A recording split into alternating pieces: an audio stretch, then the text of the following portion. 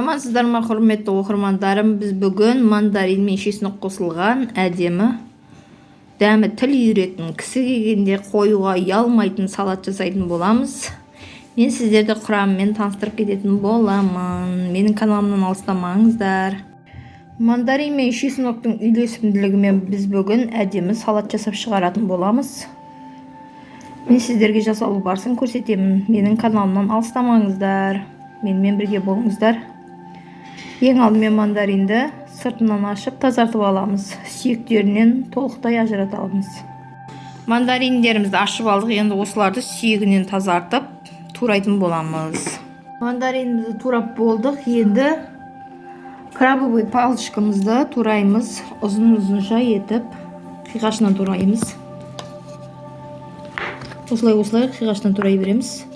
Оның артынан жұмыртқа тураймыз. Крабовый палочкамызды турап болдық. Енді жұмыртқамызды тураймыз.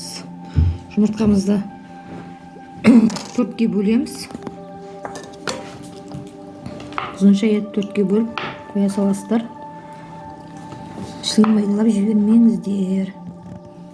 Жұмыртқамызды, крабовый палочкамызды, мандаринді турап болдық. Енді осының үстіне консервадағы жүгеріні қосамыз. Жүгерімізді қосып болдық. Енді кезекте чеснок қосамыз. Чеснок дәмін келтіреді. Сондықтан чеснок қосамыз.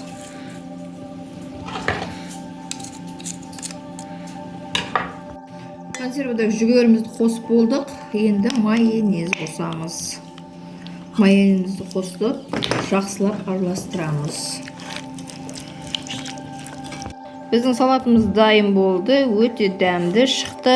Келген қонақтарға да ұсына беруге болады. Ешқандай да ұялмайсыздар. Ас болсын, менің каналыма тіркеліп кетіңіздер. Менімен бірге болыңыздар.